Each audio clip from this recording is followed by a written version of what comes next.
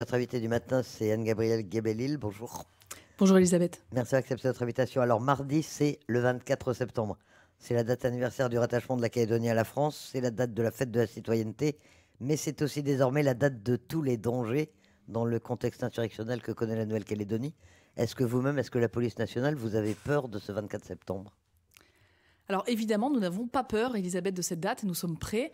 Nous l'avons anticipée. Ça fait longtemps qu'elle est dans nos calendriers. Nous travaillons dessus. Il y a un dispositif très important qui sera mis en œuvre.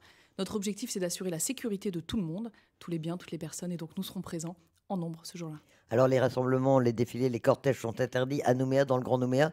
Mais on sait que, par exemple, le Sénat coutumier a prévu une cérémonie dans l'enceinte du Sénat.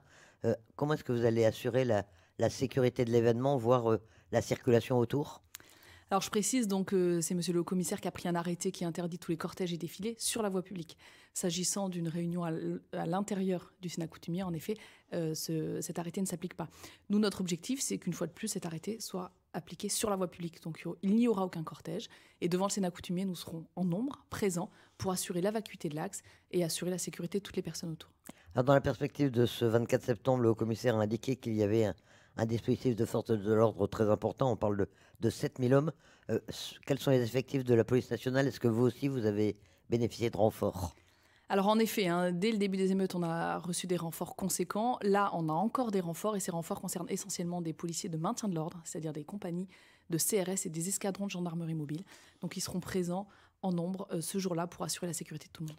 Alors, un dispositif renforcé dans la perspective de ce long week-end. Il y a un couvre-feu maintenant de 18 h à 6 h du samedi au mardi inclus.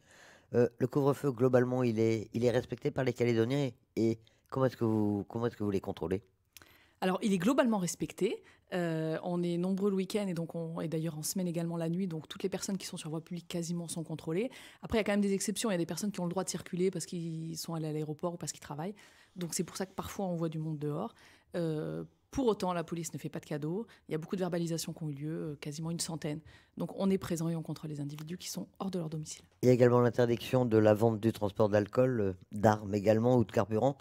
Là, ça s'effectue comment les contrôles? Parce que pour le couvre-feu, ça va, on voit une voiture dehors, on peut l'arrêter, mais pour les transports d'armes, d'alcool, vous faites comment?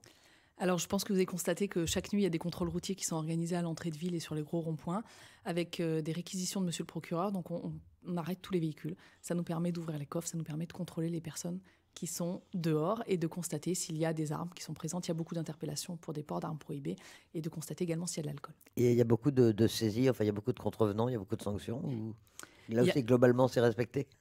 Globalement, c'est respecté. Il y a un peu moins de contrevenants parce que c'est aussi un peu plus compliqué hein, de trouver de l'alcool. Pour autant, on fait notre travail et dès qu'il y a une personne qui est en illégalité, on intervient. Et pendant ce week-end du 24 septembre, vous serez particulièrement vigilant, particulièrement nombreux pour contrôler le respect de ces dispositions. Oui, alors en effet, on a quasiment 400 policiers supplémentaires, hein, 400 policiers et gendarmes. Donc la ville sera quadrillée, on sera présent.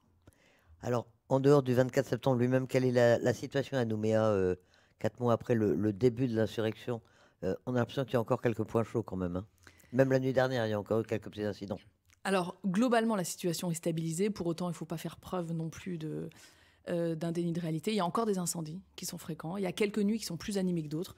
Des nuits où il y a de façon parfois sporadique, hein, un peu d'adversité face aux forces de l'ordre. Ce qui nous pose le plus de problème en ce moment, c'est quand même les départs de feu. Certes, c'est des départs de feu de brousse, de poubelles, cette nuit de poubelles à Tuban, ou parfois de bâtiments déjà incendiés, mais ça reste très problématique. Et je salue là le bon travail avec les sapeurs-pompiers hein, de la ville de Nouméa, qui font un travail remarquable avec nous chaque nuit. Il y a une situation tendue encore à la vallée du Tir également, les habitants en tout cas s'en plaignent. Est-ce qu'il y a un dispositif pour essayer de ramener l'ordre complètement dans ce quartier? Alors la vallée du Tir est un des quartiers qui nous préoccupe le plus. En effet, on constate encore des difficultés. C'est un quartier où on déblaye régulièrement et où il y a encore des départs de feu nombreux. Donc on a rencontré les habitants de la vallée du Tir, on a renforcé le dispositif il y a 3 jours. Maintenant, on fait des positions statiques pour éviter cela, pour rassurer la population et éviter, une fois de plus, ces troubles. On espère que ça portera ses fruits dans les prochains jours. Il y a possibilité d'interpeller davantage un certain nombre d'émeutiers hein, ou de gens qui mettent le feu dans ces quartiers ou comment ça se passe? Alors, on a beaucoup interpellé, on continue à interpeller, hein. On fait vraiment le maximum. Dès que quelqu'un ne respecte pas, est vu en train soit d'avoir un caillou à la main, soit en train d'allumer un feu, on l'interpelle, on continue à le faire. Il y a à la fois un dispositif statique et à la fois des équipages, que sont les BAC, les BST, la section d'intervention également, les équipages de police secours, qui interviennent, qui, sur appel, font des surveillances et essayent d'interpeller au maximum les émeutiers. On en interpelle tous les jours. À part la vallée du Tiers, qu'est-ce qui reste encore comme quartier sous surveillance vraiment? Alors, si je les cite, il ne faut pas que j'en oublie, hein, mais on a eu Nouville qui s'est réveillée il n'y a pas longtemps. On a Tuban cette nuit avec les départs de feu. Et on a Magenta, toujours les tours de Magenta, le Val de Magenta. On a évidemment Caméré, on a Rivière-Salée. Tous ces quartiers restent toujours les mêmes, même Normandie. C'est encore des quartiers où on intervient beaucoup. Et alors, 4 mois après le 13 mai, quel est l'état général, quel est l'état d'esprit de la police nationale?